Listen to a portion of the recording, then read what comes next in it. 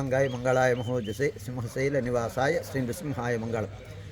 శ్రీ శ్రీ వరాహలక్ష్మీ నృసింహస్వామి వారి సన్నిధానంలో ప్రాతివర్షిక ఉత్సవాలలో ప్రధానమైన ఉత్సవాలలో 4 మార్లు స్వామివారు కొండ దిగువకి వేయించేస్తారు.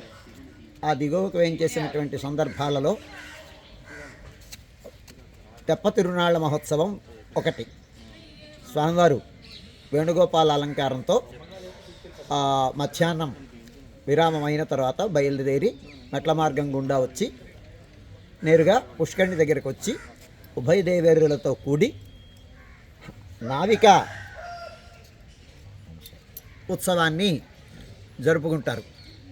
హంసాకృతి తెప్ప పైన స్వామివారు వేయించేసి 3 మార్లు ఆ మంటపం చుట్టూ ప్రదక్షిణం చేసి ఈ పుష్కరిణిలో ఆ నావకేళి విహారాన్ని అనుగ్రహిస్తారు స్వామివారు.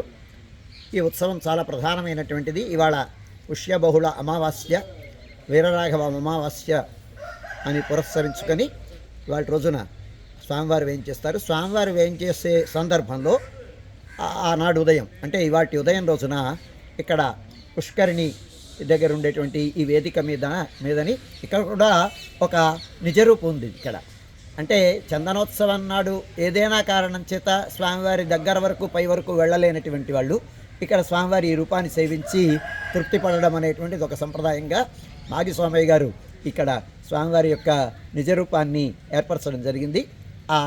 అక్కడ ఆ వేదిక దగ్గర విశ్వక్సేన ఆరాధనం, పుణ్యాహవాచనం అయిన తర్వాత నవకాలశ ఆవాహనం చేసి వాస్తు మంటపాన్ని నుంచి వాస్తు పురుష ఆవాహనం చేసి వాస్తు హోమము, అలాగే వాస్తు ఆవాహనము, అర్చనము, వాస్తు హవనం అయిన తర్వాత ఈ సంప్రోక్షణం చేయడం జరుగుతుంది తటాకానికి.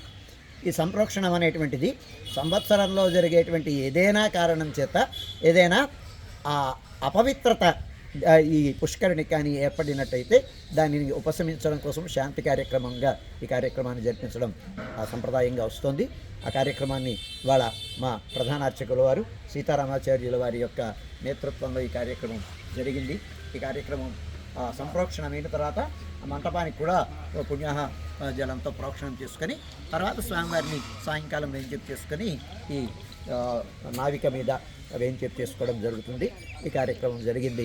ఈ పూట సాయంకాలం స్వామివారు సుమారుగా 3:30 గంటల ప్రాంతంలో కొండపైన బయలుదేరి మెట్ల మార్గం గుండా వచ్చి నేరుగా పుష్కరిణి దగ్గరికి వచ్చి పుష్కరిణి దగ్గర ఈ నావిక మీద హంస ఆకృతి నావ మీద వేయించేసి 3 మార్లు ప్రదక్షిణ చేసి లోపలికి వెళ్ళిన తర్వాత మంటపంలో విశ్వక్సేన ఆరాధనం, పుణ్యాహవచనం అయిన తర్వాత విశేష ఆరాధనం అయిన తర్వాత స్వామికి నివేదనం, ఫల నివేదనం జరిపించుకొని మంగళాశాసనం చేసుకున్న తర్వాత స్వామివారు మళ్ళీ ఇక్కడ వేయించేస్తారు. వేయించేసిన తర్వాత ఉద్యాన మంటపంలోకి వేయించేసిన తర్వాత ఉద్యాన మంటపంలో విశేషారాధనం, నివేదనం, మంగళాశాసనం అయిన తర్వాత సర్వజన మనోరంజన వాహనం పైన స్వామివారు వేయించేసి దిగువ గ్రామ తిరువిధి మహోత్సవాన్ని అనుగ్రహిస్తారు. అయిన తర్వాత అప్పుడు పైడితల్లమ్మ వారి గుడికి వెళ్ళి పైడితల్లమ్మ గారి గుడికి అక్కడ అమ్మవారి ఆలయం దగ్గర మర్యాదల్ని స్వీకరించిన తర్వాత స్వామివారు మళ్ళీ చొప్పరం ఉద్యాన మంటపంలోకి వచ్చి చొప్పరంలో వెంచేసుకొని మెట్లగా మార్గం గుండా పైకి వెళతారు.